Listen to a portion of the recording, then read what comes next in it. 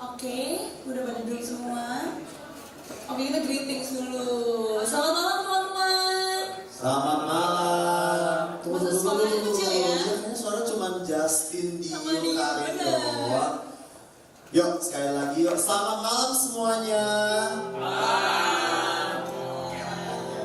Gimana nih di perjalanan? Mungkin ada yang dari kantor ya, macet. Tapi seneng banget ya kita semua bisa kumpul di sini bareng bersama-sama memuji Tuhan, mendengarkan firman Tuhan bersama-sama juga.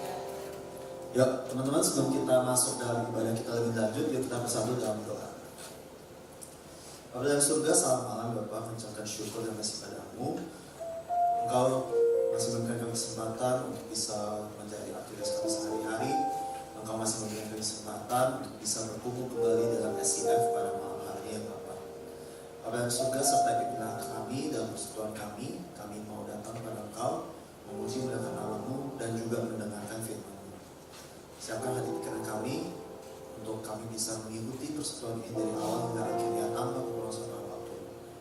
Serta pimpinan persekutuan kami pada malam hari ini ya Bapak, dalam nama Yesus Kristus kami sudah berdoa. Amin.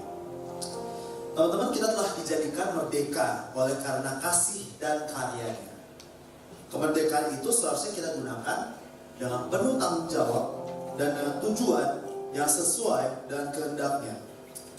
Kemerdekaan itu telah menjadikan kita lebih dari dia menggunakan Tuhan segala dan dari kita lakukan pemasaran. Mari sama-sama kita akan puji. Dari pemenang segala perkara, misteri kalahkan oleh kuasa darahnya. Jika Allah di pihak kita, siapa dapat melawan? Kita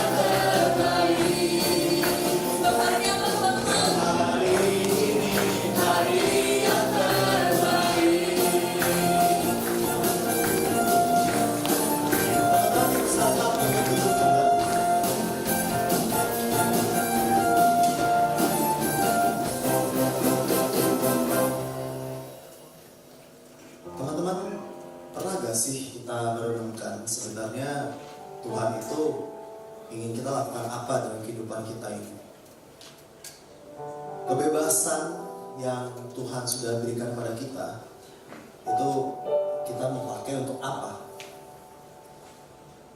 Dalam pilihan hidupkah? Mungkin kita memikirkan kita mau sekolah apa, kita mungkin mau kerja apa, atau mungkin dalam konteks di dalam gereja pelayanan seperti apa yang ingin kita ambil. Nah, sebelum kita mendengarkan firman-Nya, mari kita renungkan kembali. Apakah kita mau mengundang Tuhan untuk menjadikan hidup kita ini seperti yang Dia ingin dalam segala konteks kehidupan apapun. Kiranya kita menyerahkan hidup kita benar-benar diarahkan sesuai dengan kehendak-Nya. Bukan dengan barang fana Kau membayar dosaku, dengan darah yang mahal, tiada noda dan celah. Bukan dengan emas perak Kau menebus diriku, oleh segenap kasih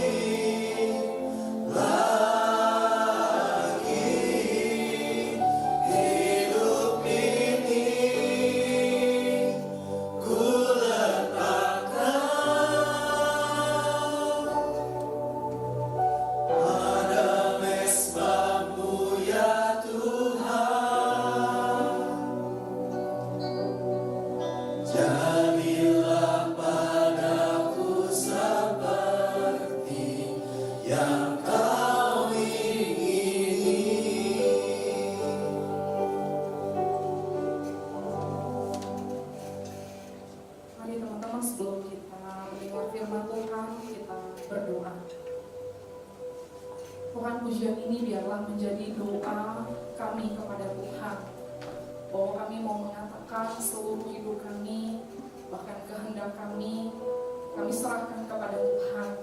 Dan di dalam hidup yang sehat ini kami menghidupi kehendak Tuhan, sebab Engkau telah membeli kami dengan lunas melalui darah-Mu yang kudus di atas kayu salib.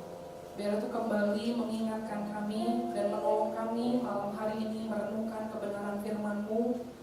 Kami mengizinkan Allah Roh Kudus bekerja melampaui segala akal di dalam diri kami, bahkan di dalam ruangan ini, sehingga kebenaran firman-Mu kembali sekali lagi memerdekakan setiap kami. Ini doa kami Tuhan, kami sungguh berserah penuh kepadamu. Hamba-Mu yang lemah dan terbatas, kiranya Kau pakai menjadi alat Tuhan untuk menyampaikan akan kebenaran firman-Mu. Demi Kristus Yesus Tuhan kami berdoa. Amin. Ya, teman-teman dipersilakan duduk kembali.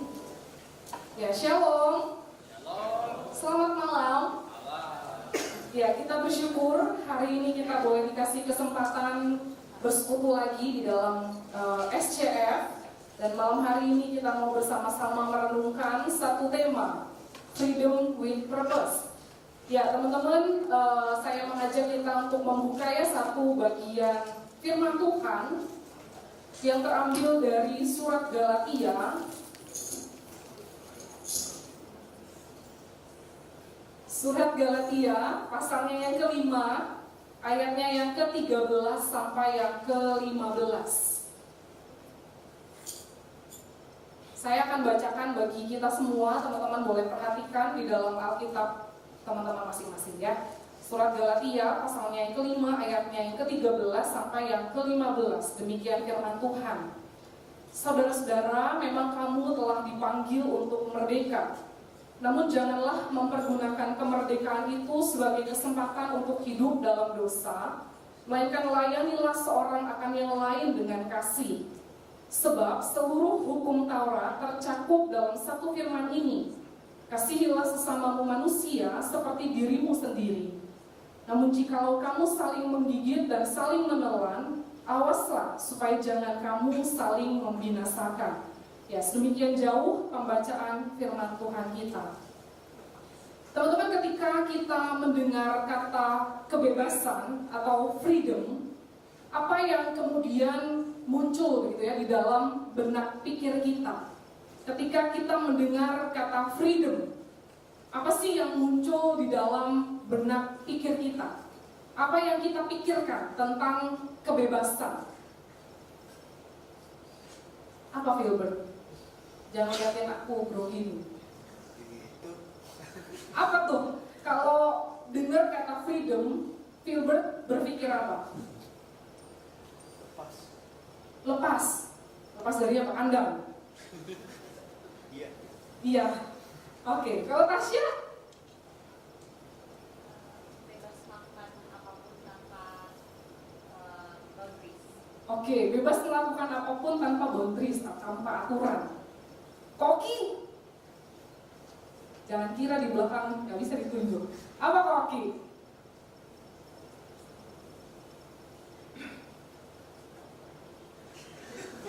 Capek nih. Kalau dengar kata freedom, apa yang muncul di benakmu?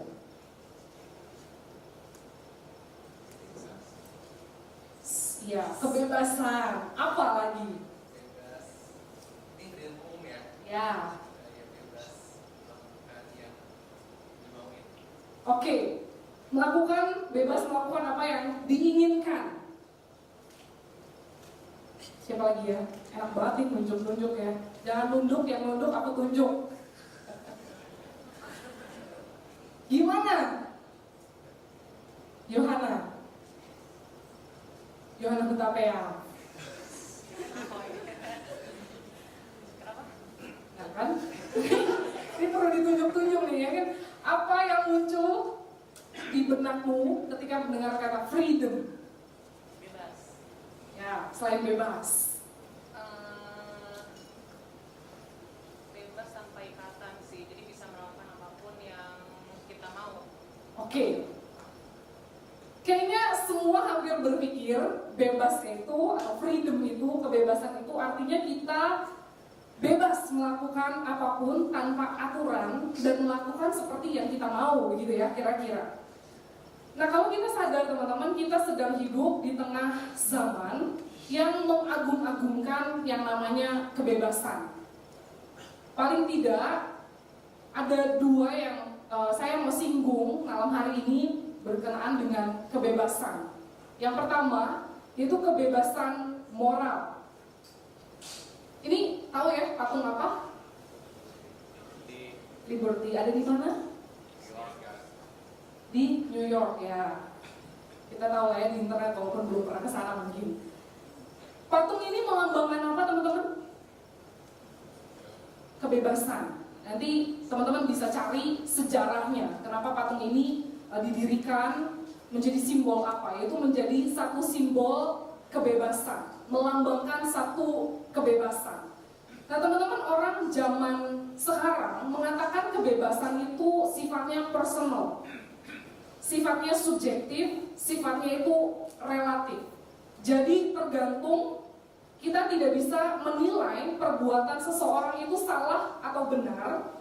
Kita nggak bisa menghakimi. Kenapa? Karena moralitas itu punya masing-masing individu. Mungkin teman-teman menganggap, iya aku setuju dengan itu. Nah teman-teman, zaman sekarang orang tuh berpikir kebebasan dianggap sangat personal, subjektif, dan relatif. Moralitas itu punya masing-masing. Jadi kalau kita setuju tentang satu hal, maka ya just do it gitu ya. Semangat yang personal, yang subjektif, yang relatif ini dikumandangkan melalui dua slogan paling tidak yang cukup terkenal kita dengar, yaitu feeling good.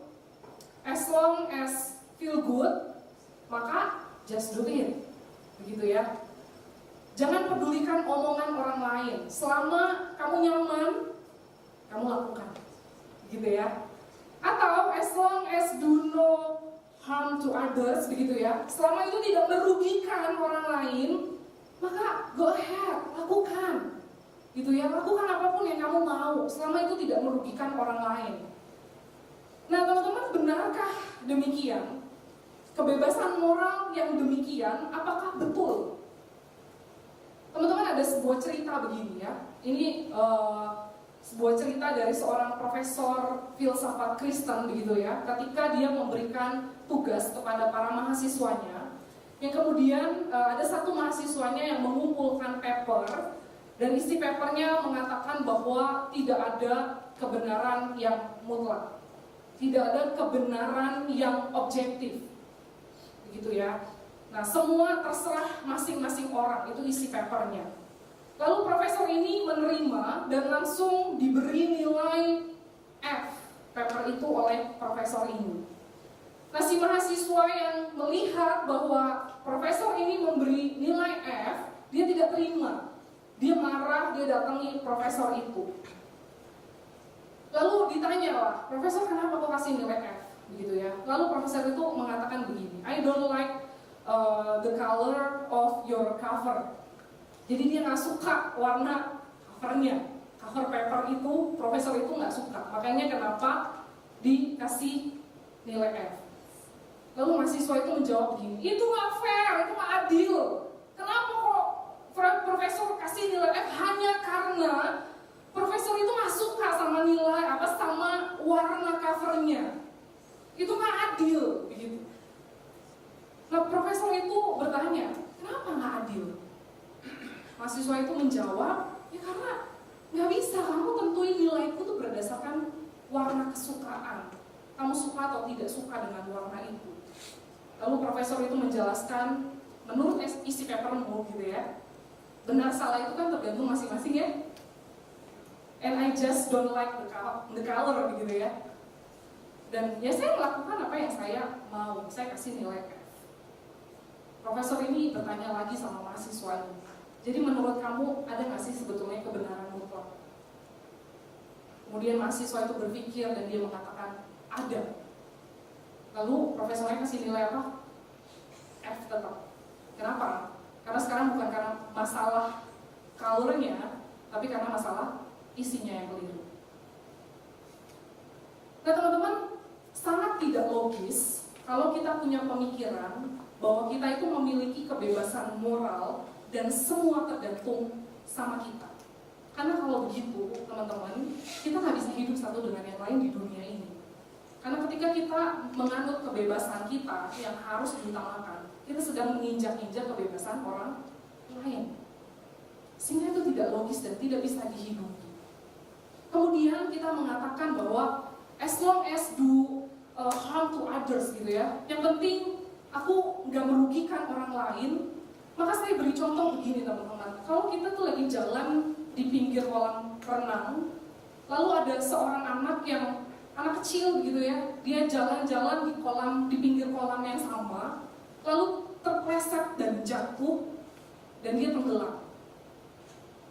Lalu teman-teman yang ada di pinggir kolam itu, teman-teman hanya menoleh lalu jalan aja dengan mengatakan bukan aku yang menjatuhkan dan aku nggak merugikan siapapun. Teman-teman, kira-kira perbuatan itu perbuatan yang seperti apa? Orang-orang akan menilai kita yang tahu seharusnya menolong anak kecil itu yang sedang tenggelam, tapi kita tidak melakukan, maka itu disebut as immoral. Kita nggak punya moral. Orang dunia ini, masa ngomongin orang Kristen ya teman-teman, ketika ada dalam situasi itu, kita tahu kita harus menolong, kita harus berbuat sesuatu begitu ya di momen itu, tapi kita tidak melakukannya. Orang dunia mengatakan kamu tidak punya moral, kamu akan dikucilkan, orang akan menyalahkan kita. Jadi sebetulnya tidak bisa kita mengatakan selama saya tidak merugikan siapapun, karena sebetulnya kita juga sendiri tidak terima. Selama kita tidak merugikan siapapun itu tidak bisa dihidupi. Atau teman-teman, kalau bukan kebebasan moral, semangat zaman ini mengatakan kebebasan intelektual. Siapa yang pernah mendengar free thinking? Ada yang pernah dengar istilah ini? Free thinking, pemikiran yang bebas. Pernah ya, Kiana ya? Apa tuh yang Kiana tangkap dari istilah itu?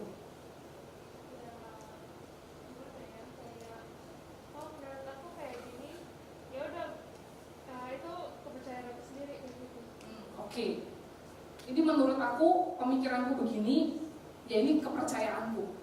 Gak boleh otak-atik sama orang lain, begitu ya kira-kira. Nah, teman-teman, semangat dunia ini mengatakan free thinking itu dianggap tanda orang itu cerdas. Berani bicara itu dianggap sebagai kebajikan. Terlepas dari substansi itu, isinya begitu ya, dan cara yang digunakan. Banyak youtuber, konten kreator yang saat ini sedang viral, bukan Karin ya, yang ngomongin A, B, C dengan sangat tegas, bahkan kasar, cenderung kasar.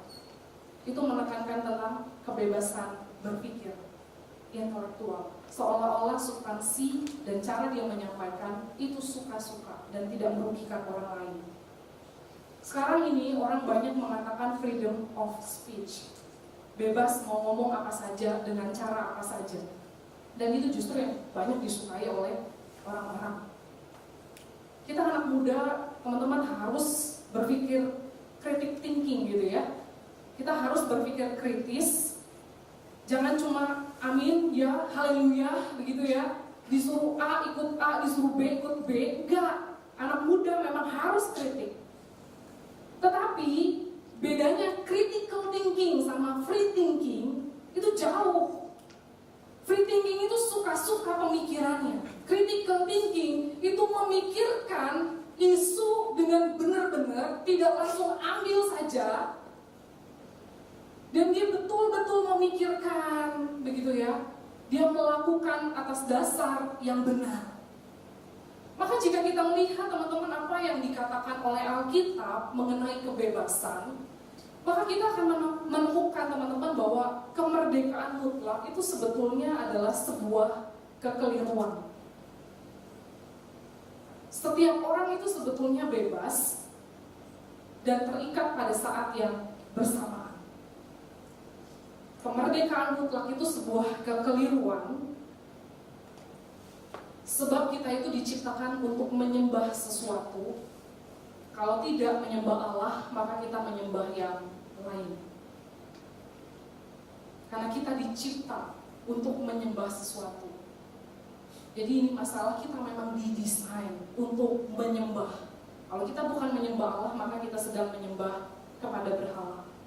Nah teman-teman, kalau kita lihat surat yang tadi kita baca, surat Galatia, ini sebetulnya dituliskan dalam konteks adanya sebuah persoalan. Jadi ada orang-orang Yahudi yang disebut Yudaisme itu mencoba masuk ke tengah-tengah jemaat Galatia dan mengatakan, kamu tuh beriman kepada Yesus, itu boleh aja, sah-sah aja. Teman-teman kalau tahu ya latar belakang orang Yahudi, dia itu sangat saklek dengan agamanya. Tapi di momen ini, orang-orang Yahudi itu mengatakan begini, kamu mau beriman sama Tuhan Yesus, kamu mau percaya sama Tuhan Yesus, sah-sah saja, boleh. Tetapi, nah, orang-orang Yudaisme ini mengatakan begini, kepada orang-orang Yahudi Kristen, orang-orang Yudaisme ini mengatakan begini, harus ada tambahannya. Kamu tuh harus menaati hukum Taurat supaya kamu itu bisa selamat, supaya keselamatanmu itu sempurna. Itu kepada orang-orang Yahudi Kristen. Tapi kan jemaat Galatia ini bukan hanya orang-orang Yahudi Kristen, ada orang-orang non-Yahudi yang Kristen. Maka Yudaisme ini ngomong kepada kamu yang bukan orang Yahudi, kamu harus disunat. Supaya apa? Supaya keselamatanmu itu sempurna. Kamu percaya Yesus, itu gak apa-apa, itu baik. Tapi harus ada tambahannya, supaya keselamatanmu itu menjadi sempurna. Nah teman-teman, inilah yang kemudian ditentang keras oleh Paulus. Dan dikatakan mereka itu, yang mengatakan itu tadi, mereka mengajarkan yang namanya Injil palsu, Injil yang sesat. Maka di dalam Galatia 5 ayat 1-3, Paulus mengatakan begini, supaya kita sungguh-sungguh merdeka, dikatakan Kristus telah memerdekakan kita. Karena itu berdirilah teguh dan jangan mau lagi dikenakan buk perhambaan. Sesungguhnya aku Paulus berkata kepadamu, jikalau kamu menyunatkan dirimu, Kristus sama sekali tidak ada gunanya bagimu. Sekali lagi, aku katakan kepada setiap orang yang menyunatkan dirinya, bahwa ia wajib melakukan seluruh hukum Taurat. Teman-teman, keselamatan itu diberikan di depan. Yaitu ketika kita beriman kepada Yesus Kristus, ketika kita bisa mengakui setiap dosa-dosa kita, kita selamat. Lalu bagian ketaatan itu adalah buah dari karya keselamatan yang Yesus sendiri sudah kerjakan. Jadi jangan dibalik, kita taat untuk mendapatkan selamat, bukan. Karena kita sudah selamat, karena Yesus Kristus sudah menebus kita, maka keselamatan itu bekerja dan mendorong kita untuk jadi orang yang taat. Berkali-kali Paulus memberikan penekanan kita dibebaskan karena Kristus. Tapi pertanyaannya, merdeka atau dibebaskan dari apa?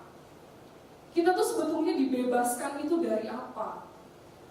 Teman-teman, kita dipanggil dan dibebaskan dari tuntutan dan kutukan hukum Taurat. Galatia 3 ayat 10 dan 13 mengatakan, karena semua orang yang hidup dari pekerjaan hukum Taurat berada di mana? Di bawah kutuk. Sebab ada tertulis, terkutuklah orang yang tidak setia melakukan segala sesuatu yang tertulis dalam kitab hukum Taurat. Teman-teman, Kristus telah menebus kita dari kutuk hukum Taurat dengan jalan menjadi kutuk karena kita. Sebab ada tertulis begitu ya, terkutuklah orang yang digantung pada kayu salib. Kristus membebaskan kita dari dua hal, teman-teman, yaitu tuntutan hukum Taurat yang kita tidak bisa penuhi, lalu dari kutukan hukum Taurat. Teman-teman, tuntutan hukum Taurat ini begini cara mainnya. Taat sepenuhnya atau kamu dianggap melanggar seluruhnya. Taat seluruhnya atau kamu dianggap melanggar seluruhnya. Mungkin kita berkata, saya bisa taatin 99%, cuma 1% yang saya tidak bisa taati. Alkitab mengatakan, kamu melanggar seluruhnya. Dengan kebenaran ini, Tuntutan hukum Taurat itu tidak mungkin kita penuhi ya. Tiap hari kita buat dosa. Kita tahu apa yang harus kita lakukan, kita tidak lakukan, kita sudah berdosa. Belum dengan pikiran kita, perkataan kita, perbuatan kita, perasaan kita, dan sebagainya. Kita tidak mungkin menaati hukum Taurat itu 100%. Dan tuntutan itu tuh dikerjakan oleh Yesus ketika dia datang ke dalam dunia, rela menjadi manusia dan menanggung tuntutan hukum Taurat itu. Dia menaati hukum Taurat dengan sempurna, dan kebenaran Kristus itu kemudian diperhitungkan menjadi kebenaran kita. Sehingga kita tidak lagi perlu memenuhi semua tuntutan hukum Taurat. Tapi bukan cuma itu, Kristus juga menggantikan kutukan dari hukum Taurat itu. Siapa saja yang tidak bisa menaati hukum Taurat dengan sempurna itu tadi, orang itu terkutuk dikatakan, dihukum oleh Allah. Dan Kristus itu mengambil kutukan itu dengan jalan dia ngapain? Dia mati di atas kayu salib.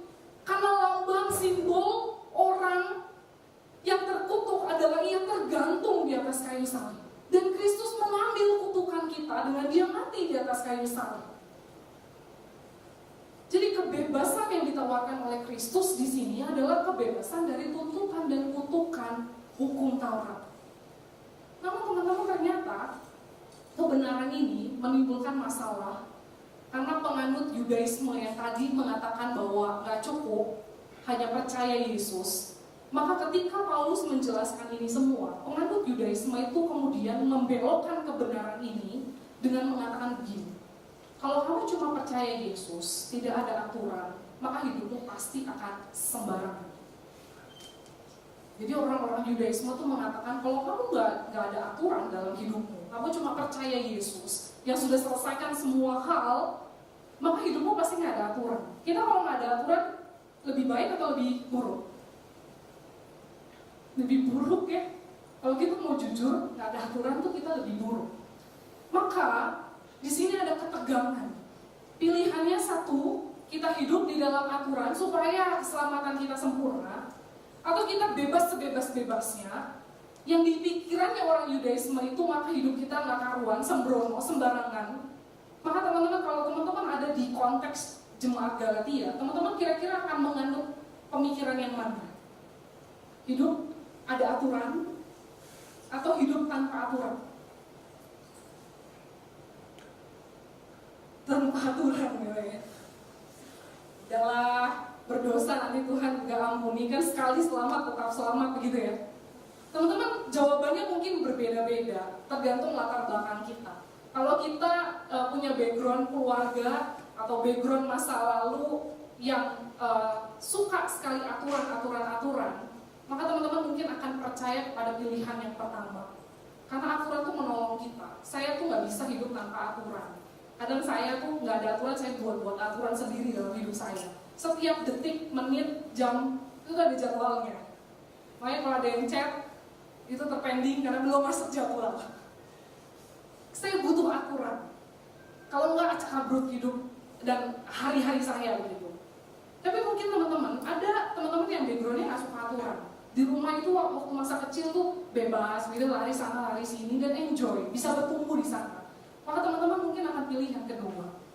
Tapi teman-teman, Paulus menyadari ada kesalahpahaman di sini, sehingga di akhir-akhir suratnya dia menjelaskan dengan mengatakan begini: tetapi kita yang sudah dimerdekakan di dalam Kristus, janganlah kamu mempergunakan kemerdekaan itu sebagai kesempatan untuk hidup di dalam dosa. Dalam terjemahan aslinya di dalam daging.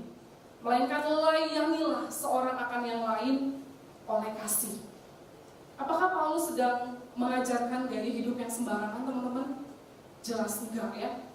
Justru karena kamu sudah dimerdekakan, kata Paulus, jangan menggunakan kemerdekaanmu itu untuk kesempatan berbuat dosa. Paulus mengatakan kamu punya tanggung jawab. Tanggung jawabnya apa? Melayani orang lain dengan kasih.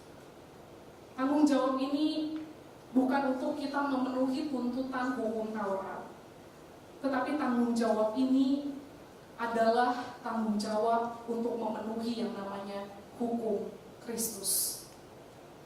Teman-teman, secara pasif kita memang harus hidup bukan untuk dosa. Kita nggak cukup teman-teman jadi orang Kristen yang tidak melakukan dosa. Ada orang-orang yang percaya Yesus selalu masuk gua supaya tidak tercemar oleh dunia yang berdosa dan tidak lakukan dosa. Apakah itu cukup? Enggak. Panggilan Kristus adalah bukan hanya kita tidak lakukan dosa, tetapi layanilah seorang akan yang lain. Jadi bukan hanya bersifat pasif, tetapi aktif. Layanilah seorang akan yang lain. Dan ketika saya mempelajari kata melayani di sini teman-teman, dalam bahasa Yunaninya, itu kata layanilah sebetulnya punya arti yang lebih tepat dalam kasih, hambakanlah diri kalian satu sama lain. Artinya apa teman-teman? Kita bebas dari tuntutan dan hukum Taurat. Kita itu diperhamba kepada perhambaan yang baru. Penghambaan yang ternyata sekarang Paulus katakan sifatnya dua arah.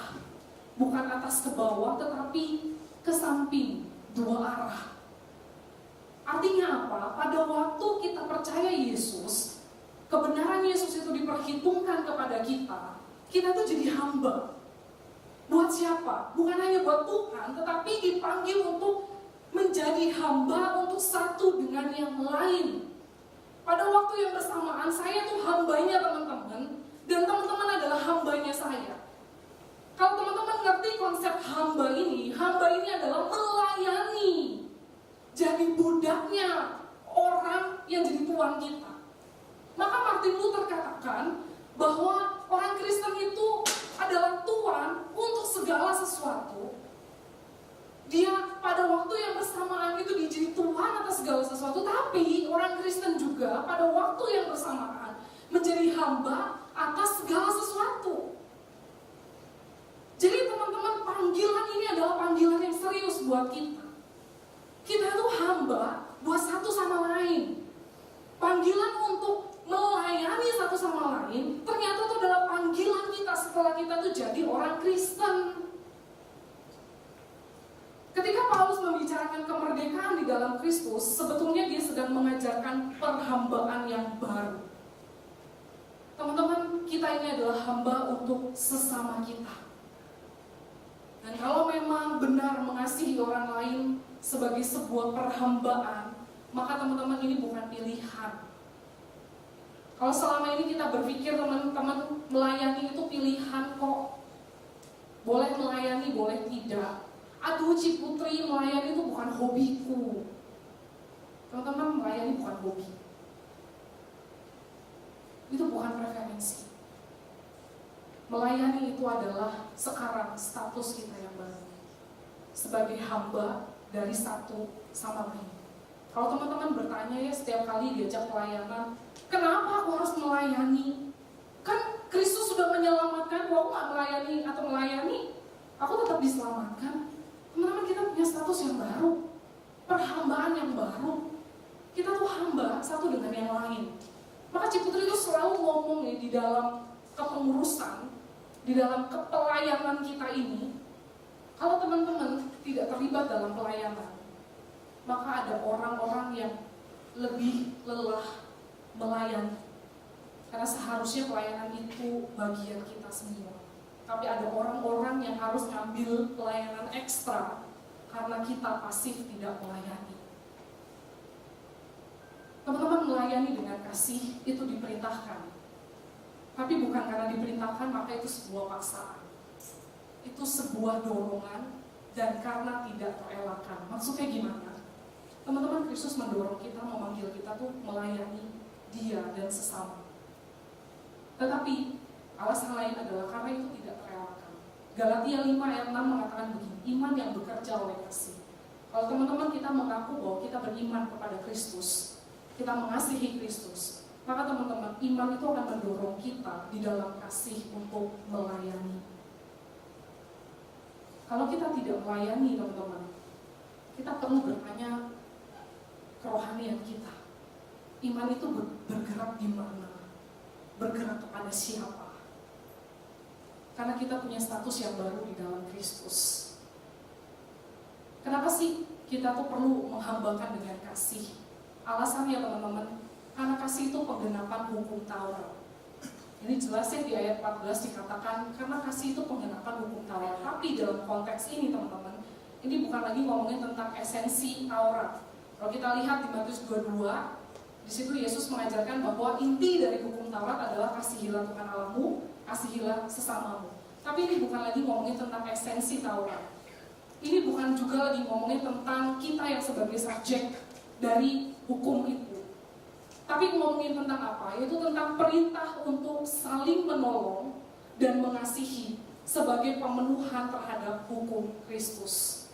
Teman-teman yang bisa mengasihi Tuhan dengan segenap, yang bisa mengasihi sesama seperti dirimu sendiri, itu cuma siapa? Kristus. Dan Kristus memenuhi semua hukum Taurat. Dan Kristus yang sudah menyelesaikan tuntutan dan kutukan itu, Dia memanggil kita untuk saling menolong dan mengasihi sebagai hukum yang baru yang disebut hukum Kristus. Kita lagi nggak memenuhi tuntutan hukum Taurat, kita lagi nggak memenuhi supaya kita bisa selamat, enggak. Kita sedang memenuhi hukum Kristus. Kita sedang diminta untuk meneladani siapa Kristus. Jadi ketika kita ditanya kenapa kok kita harus melayani, karena kasih adalah penggenap dari hukum Taurat. Lalu yang kedua teman-teman, karena ketiadaan kasih itu membawa akibat yang sangat buruk. Teman-teman, kalau kita tidak melayani tubuh Kristus ini, maka dunia akan mengambil peran kita. Kita yang seharusnya dipanggil untuk menjadi terang dan garam, tapi kita tidak memainkan peran kita dengan baik, maka ketiadaan kasih itu membawa akibat yang sangat serius. Dunia akan ambil peran kita. Dunia yang akan mempengaruhi semua orang untuk jauh dari Kristus. Dan dampaknya bukan hanya kepada mereka yang akan binasa, tapi pada kita hidup di dalam dunia yang sudah berdosa. Dan BTW aku sedang kesal-kesalnya dengan negara ini ya. Berapa kali mention pengen banget keluar gitu dari negara ini, karena negara ini korup. Sulit sekali hidup di dalam negara yang korup kan. Teman-teman, ketiadaan kasih akibatnya itu sangat buruk. Sehingga Kristus panggil kita melayani dengan semua yang Tuhan karuniakan. Kristus panggil kita melayani jadi rekan kerja membangun tubuh Kristus itu, supaya kasih itu, shalom itu tuh datang di dalam dunia yang sudah berdosa ini. Kalau bukan kita yang melayani, siapa? Akibatnya sangat buruk jika kasih itu tidak ada di dalam dunia ini. Teman-teman, ketika merenungkan semua yang dituliskan oleh Paulus, satu hal teman-teman yang kita perlu sadari, melayani dengan kasih itu adalah membagikan apa yang sudah kita terima duluan. Kita membagi kepada orang lain apa yang kita alami dari Kristus. Allah itu tidak meminta kita lebih dari apa yang Dia tidak pernah berikan kepada kita. Bahkan di dalam pelayanan, teman-teman yang sudah pelayanan, saya berharap banget teman-teman tuh menemukan keindahan di dalam pelayanan. Bagaimana Tuhan tuh menyediakan karunia-karunia yang teman-teman butuhkan di dalam melayani Tuhan. Teman-teman luar biasa yang melayani Tuhan itu, kita tuh hanya memberi diri kita. Lalu apa yang Tuhan kerjakan? Dia memberikan karunia untuk kita melayani. Dia memberikan kekuatan untuk kita bisa jalani. Dia memberikan penyertaan yang berlimpah itu, sehingga kita tidak sendirian di dalam pelayanan. Ini yang Kristus kerjakan buat kita. Semakin banyak kita melayani, justru kita menemukan keindahan Kristus yang membuat kita tuh benar-benar terkagum-kagum begitu loh. Adakah kita menemukan hal itu? Teman-teman sudah diajak untuk isi tes karunia ya. Buat teman-teman yang mungkin belum tahu, nanti boleh isi gitu ya tes karunia. Nanti mungkin di grup IMY bisa dikirimkan lagi. Di dalam 1 Korintus 12 ayat 4-7 dikatakan begini, ada rupa-rupa karunia tetapi satu roh, Dan ada rupa-rupa pelayanan tetapi satu Tuhan. Ada pula berbagai kegiatan tetapi Allah yang sama yang mengerjakan semuanya dan semua orang, tetapi kepada tiap-tiap orang dikaruniakan pernyataan roh untuk kepentingan bersama. Teman-teman, ada macam-macam karunia. Ada karunia mengajar. Nanti saya bisa kirimkan slide-nya untuk teman-teman coba baca-baca begitu ya. Setelah tes karunia, sebagai karunia aku tuh apa sih? Misalnya kemampuan mengajar, mengembalakan, menasehati, ada hikmat, membedakan roh dan sebagainya. Karunia yang bermacam-macam. Semua ini untuk apa sih teman-teman? Banyak ya karunianya. Semua ini buat apa sih? Tanda karunia rohani yang sejati itu adalah untuk pertumbuhan dari murid Kristus dan pemuliaan bagi nama Allah. Teman-teman, Tuhan menyediakan apa yang kita perlu ketika kita melayani Tuhan. Kalau ditanya ya, 10 tahun yang lalu ketika saya memberi diri jadi hamba Tuhan, apa saya berani ngomong di depan? Ya enggak. Apakah saya pinter khotbah? Ya enggak. Apakah saya itu cukup care sama orang-orang? Ya sampai hari ini masih bergumul begitu ya. Tapi teman-teman, Tuhan memperlengkapi umatnya. Tuhan memberikan apa yang umatnya itu perlu sehingga bisa dipakai jadi alat Tuhan untuk pertumbuhan murid Kristus, tubuh Kristus itu, dan namanya dimuliakan lewat hidup kita. Sehingga Tuhan tuh gak kasih kita kerjaan tanpa tahu pembekalan apa yang diperlukan sama anak-anaknya. Teman-teman, ada satu reels ya. Ini menarik sekali begitu ya. Dia kasih tahu jenis-jenis pelayanan dan mungkin lebih dari ini.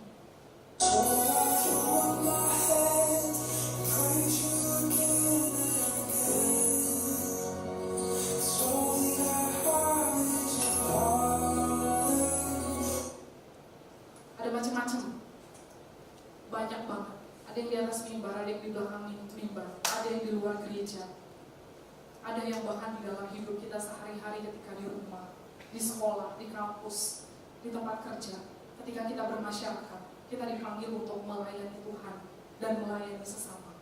Kita adalah hamba dari sesama kita. Sehingga kita punya panggilan, punya kewajiban untuk melayani satu dengan yang lain. Teman-teman, karena karunia disediakan dan kekuatan diberikan serta penyertaan dilimpahkan, maka seharusnya ini mendorong kita untuk tidak melayani. Tapi kenyataannya sangat sulit bukan untuk kita melayani Tuhan. Saya merenungkan begitu ya, persoalannya itu bukan di akal budi. Karena kita tuh sudah sering banget mendengar firman Tuhan ini. Persoalannya bukan di pikiran kita, persoalannya ada di dalam hati kita. Dan saya berdoa malam hari ini supaya Tuhan menyentuh hati kita, menyegarkan kita sehingga kita mudah mengasihi orang lain, melayani seperti Kristus sudah melayani kita lebih dulu. Jangan cuek teman-teman, do something supaya hidup kita itu jadi meaningful untuk orang lain, supaya orang lain itu terinspirasi dengan hidup kita dan memuliakan Tuhan karena perbuatan kita. Kita keluar dari sini adalah terang dan garam, adalah rekan kerja Allah, duta-duta Allah yang dipanggil untuk menyatakan siapa Kristus lewat hidup dan perbuatan kita. Mari kita berdoa.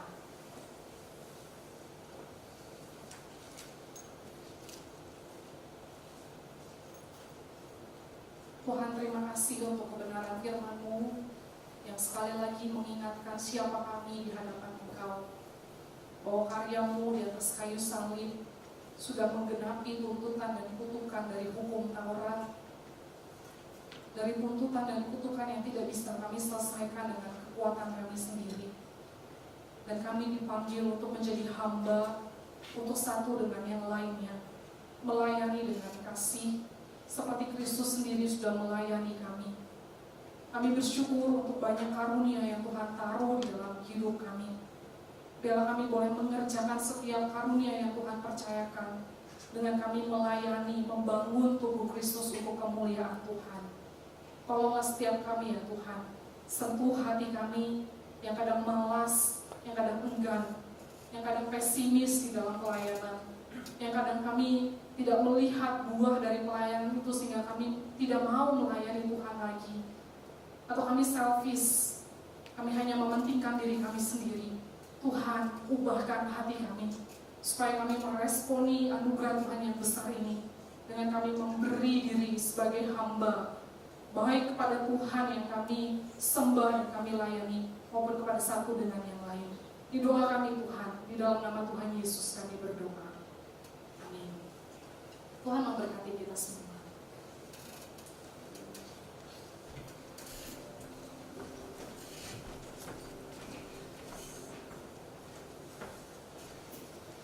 Teman-teman, dari firman Tuhan yang tadi dibawain sama Ciputri, kita diingatkan bahwa Tuhan memberi kita kebebasan itu bukan untuk hidup sesuka hati, tapi untuk tujuan yang mulia. Mau dipakai menjadi hambanya untuk melayani satu sama lain dan untuk pekerjaan-pekerjaannya. Sama seperti saat kita memberi persembahan, kita sedang berkata, Tuhan, aku mau hidupku dan berkat yang kau percayakan dipakai untuk tujuanmu yang besar. Bersama, mari kita memberikan persembahan kita sebagai wujud ucapan syukur, dan kita nyatakan lewat lagu ini. Tuhan, bentuklah aku jadi bejana-Mu, pakailah hidupku seturut kehendak-Mu.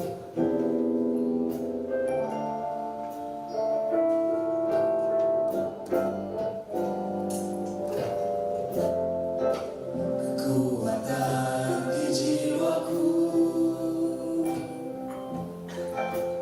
ketenangan bagiku, ada dalam hadirat-Mu, ku menyembah-Mu.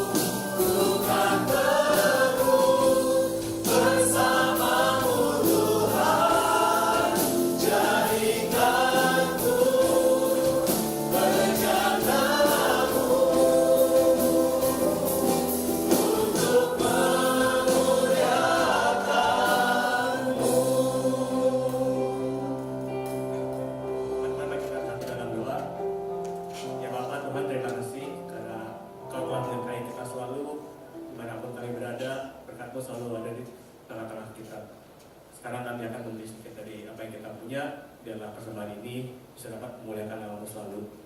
Dalam nama Tuhan Yesus Kristus kami berdoa dan mengucap syukur. Amin. Teman-teman dipersilakan duduk. Sekarang kita akan masuk ke warta yang akan dibawakan oleh Gak cuma saya doang. kan yang ganjil lagi. Oh, yang ganjil, ya. Satu-satu. Mungkin sebelum kita masuk dalam warta, mungkin ada teman-teman di sini yang baru pertama kali hadir di SCF kita. Ya, Kalau teman-teman. boleh angkat tangan Angkat supaya tangan bisa aja. lebih kenal sama teman-teman. Gak usah berdiri. Ada di situ guys. Ada banyak nih hari ini kayaknya ya. Ada 3 di sini. Dan Ada di 3 di sini, ada 1 di sini. Boleh teman-teman dari Asher. Itu ada 3. Selamat datang ya guys. Semoga kita bisa terus melihat teman-teman sekalian di persekutuan kita bersama di SCF. Jangan lupa di setiap hari Jumat minggu ketiga di setiap bulannya ya. Nah teman-teman, sebelum kita masuk lebih lanjut dalam warta kita, mungkin ada teman-teman yang belum sempat absen untuk masuk dalam SCF ini. Boleh kita minta waktunya sebentar ya teman-teman, silakan scan QR code yang di depan supaya kita bisa absen dan kita juga bisa terus mengenal teman-teman, sekaligus kita juga follow up ke teman-teman juga sekalian. Iya. Mungkin buat teman-teman yang belum sempat isi sekarang boleh di foto dulu ya, atau di scan dulu, isinya nanti juga nggak apa-apa. Oke, kita masuk ke warta berikutnya.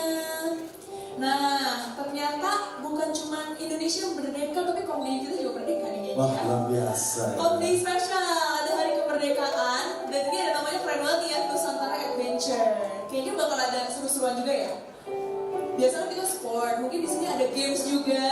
Nusantara itu isinya apa ya guys? Jadi Nusantara itu bukan cuma ibu kota yang baru itu ya guys. Jadi Betul. ada jadi- klipnya nggak ya? Ada klip? Oh nggak ada. Oke, teman-teman yang mau ikutan Komdei Nusantara Adventure bakal seru-seruan bareng, main games bareng di tanggal 16 Agustus. Which is besok ya.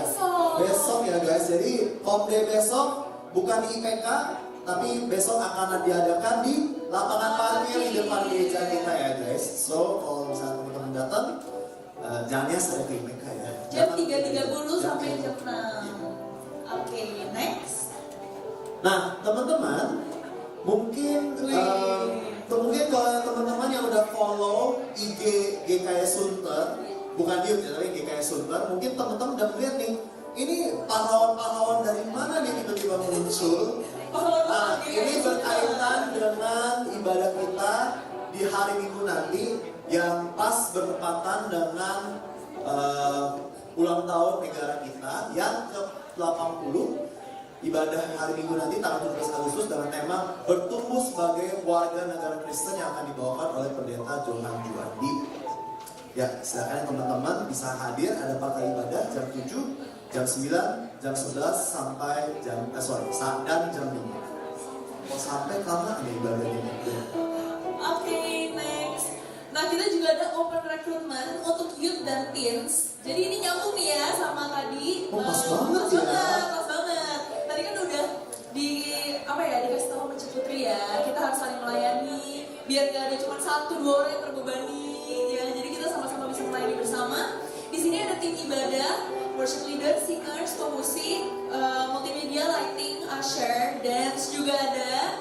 Dan kalau kalian yang tipenya, aduh nggak mau di depan layar nih, nggak mau dilihat orang, pokoknya di belakang layar. Iya, itu bisa di tim kreatif juga. Jadi kalian yang create reels untuk IG-nya Youth News, oke? Teman-teman, ini nggak ada unsur kesengajaan ya dengan tema hari ini. Betul, Emang kita pas tiap banget bulan aja. kita selalu mengundang teman-teman untuk bisa ikut bagian dalam pelayanan di DMA Youth. Jadi kita nantikan partisipasi teman-teman ya. Yang mau pelayanan bisa kontak ke Kristi. Boleh berdiri Cik Kristi. Angkat tangan Boleh aja. berdiri? Iya, itu yang di belakang Itu. ya. Oke. Next. Nah teman-teman, pas banget nih teman-teman. Sekaligus kita mengundang teman-teman untuk ikut dalam pelayanan di youth kita. Kita juga mengundang nih untuk semua teman-teman, baik pelayan yang sudah lama melayani di DMY maupun teman-teman yang ingin melayani, untuk hadir di dalam pembinaan pelayan kita yang khusus diadakan nanti tanggal 30 Agustus hari Sabtu nanti, yang akan bertempatan di gereja kita ini. nanti itu akan diadakan jam 9 sampai jam 1 siang. Nah, undang teman-teman, kalau misalkan teman-teman ini secara spesifik ya, maksudnya kita kan melayani itu, kita nggak pengen kita itu hanya melayani saja just for the sake of melayani, tapi kita ingin supaya teman-teman itu juga bisa bertumbuh, baik secara iman kita kepada Tuhan maupun secara skill kita juga. Nah, di sini nanti semuanya akan dibahas di dalam training kali ini. Nah, undang ya teman-teman, kalau misalkan ingin ikut dibekali lagi dalam pelayanan kalian, silakan nanti scan QR code yang ada di situ, atau nanti juga bisa lihat di WAG, nanti yang juga akan di-share di IG kita juga. Dan kalau misalkan teman-teman mau info lebih lanjut, boleh hubungin Koko singkat kita yang ganteng di sini ya, Koko Justin. Ya, silahkan daftar ya guys. Oke, Next. Oke. Apa ini? Apa ini ya? Apa ini? Eko, apa itu? Eko. Nah teman-teman, jadi nggak cuma GKI Sunter yang ikut tiap ulang tahun, dan nggak cuma di Indonesia, tapi youth kita juga ya, di EMA ya. Udah 14 tahun. 14 tahun, wow, keren banget. Oke, teman-teman mengundang teman-teman sekalian juga untuk datang ke HUT di MOA yang ke-14. Topiknya Eko ya, Different Stories, One Voice. Waduh, ini penasaran. Seru banget. Oke, seru deh. Jadi jangan lupa sekarang masukin ke kalender kalian tanggal 21 September jam 9 di Ruang Serbaguna ini ya. Masukin ya teman-teman, atau boleh difoto biar ingat. Oke. Last one. Oke, teman-teman, karena bulan depan kita akan mengadakan ibadah HUT kita. Kita akan mengadakan ibadah HUT kita minggu depan lagi, bulan depan. Maka bulan depan tuh nggak ada SCF ya teman-teman. So, see you next time di SCF selanjutnya yang akan diadakan hari Jumat 17 Oktober 2025 seperti biasa jam 18.45, dan kita akan dimulai ibadah jam 7:30. Ya. Mau mengingatkan juga nih, karena kan selama ini tuh di belakang tuh banyak makanan ya, kalian lihat ya. Itu kan tim kita nih, tim SCF yang menyediakan. Yang sebenarnya tuh kita buka potluck teman-teman. Jadi kalau dari teman-teman punya hati emang pengen bawa makanan, atau misalnya suka baking kayak Ciohana, atau yang suka masak-masak, boleh banget bawa. Jadi nggak harus beli ya, mau dibikin sendiri juga nggak apa-apa. Yang penting tidak ada racunnya. Oh benar, jangan nanti kita semua. Ya benar. Oke, begitu ya guys. Jadi kalau mau yang bawa kita open banget. Oke, sekian. Ada lagi? Oke, sudah tidak ada. Oke, dari wow, Banyak ya. guys, ada 6 teman kita yang hari ini baru pertama kali hadir. Kita panggil ya satu-satu ya. Kita sambut teman-teman kita. Yang pertama Arya Wijaya di mana? Di situ ya guys. Hai Talia. Yang nomor 2 ada Angelica Karim. Mana? Angelika. Oh itu baju biru muda ya guys, nanti dicari. Yang ketiga Olivia Tan. Itu sebelahnya. Oh, astaga. Sebenarnya ini kita Olivia pakai baju biru muda. Next ada Lisa Natasha. Oh itu. Hai, Hai. welcome. Ada Stephen Gono. Hello. Dan ada Julio Joey ya. Hai. Oke teman-teman, kalau belum salaman tuh kayaknya kurang afdol. Kurang afdol, ya. Ya, jadi yuk teman-teman kita balik berdiri, kita salamin teman-teman baru maupun yang lama sambil kita menyanyikan Pekerja Kristus yang Mulia. Yuk boleh salam-salaman teman-teman, kita salaman dulu. Boleh.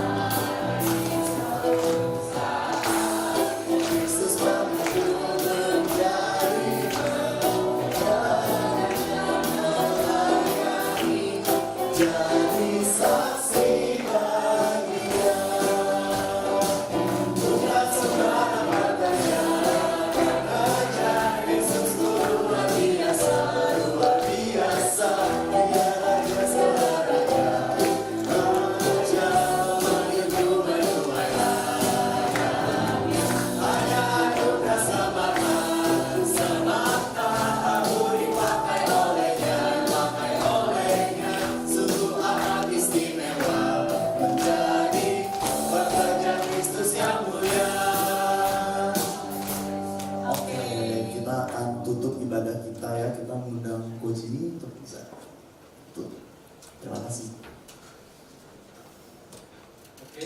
lagi, selamat datang Alia, Angelica, Olivia, Lisa, Stephen, dan Julio. Selamat datang di YMY, di Circle Making Youth. Kami adalah persekutuan pemuda yang memuridkan anak pemuda di dalamnya untuk mengasihi Allah sesama dan dunia. Kami harap teman-teman bisa betah dan bisa sama-sama. Nanti dengan kita di sini ada berbagai macam sarana, wadah, ya. Salah satunya teman-teman udah lihat besok ada komedi. Tapi masih ada lagi yang namanya circle. Yang namanya circle. Kami mudah-mudahan teman-teman nanti bisa yang baru-baru bergabung, ya. Yang lama-lama juga yang belum bisa ikut circle juga. Mari teman-teman, kita akan tutup dalam doa untuk persekutuan pemuda kita pada malam hari ini. Mari kita satu dalam doa. Bapa kami dalam surga, Allah yang hidup, sekali lagi kami mengucap syukur kepadamu karena kami malam ini boleh disatukan, boleh berkumpul sebagai pemuda-pemudi di tempat ini, ya Tuhan.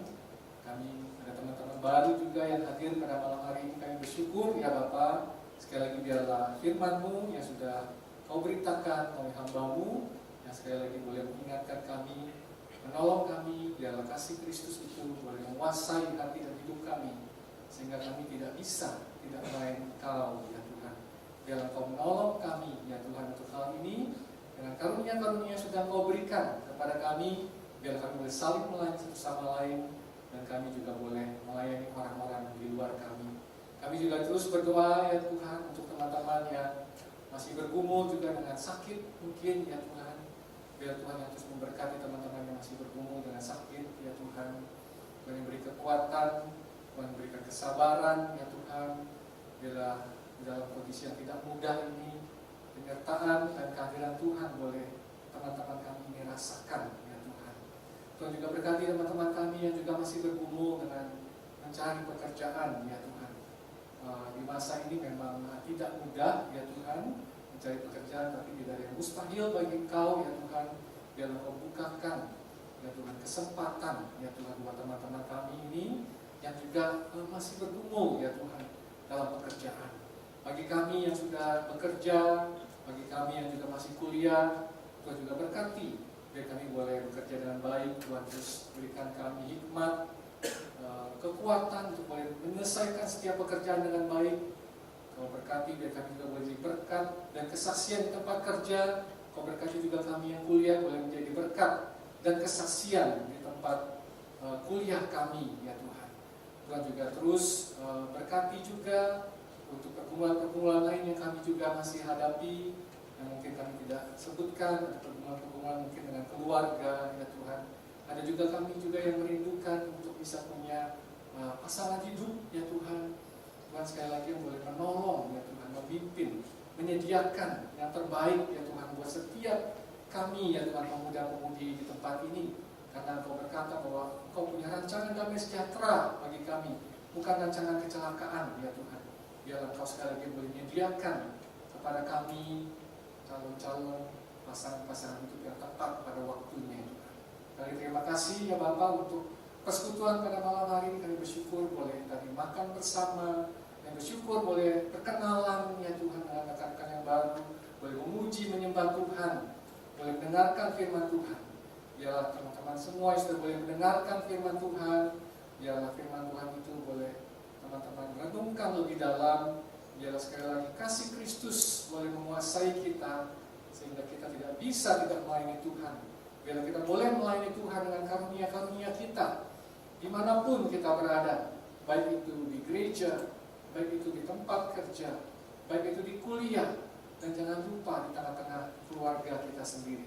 Biarlah kita boleh melayani Dia dimanapun kita berada. Biarlah berkat Tuhan yang boleh memampukan teman-teman, karena kita tidak bisa melakukan dengan kekuatan sendiri. Karena itu biarlah teman-teman menerima berkat dari Tuhan. Tuhan memberkati engkau dan melindungi engkau. Tuhan menyinari engkau dengan wajah-Nya dan memberi engkau kasih karunia. Tuhan menghadapkan wajah-Nya kepadamu dan memberi engkau damai sejahtera. Mari kita sama-sama nyanyikan Bapa terima kasih. Bapa terima kasih.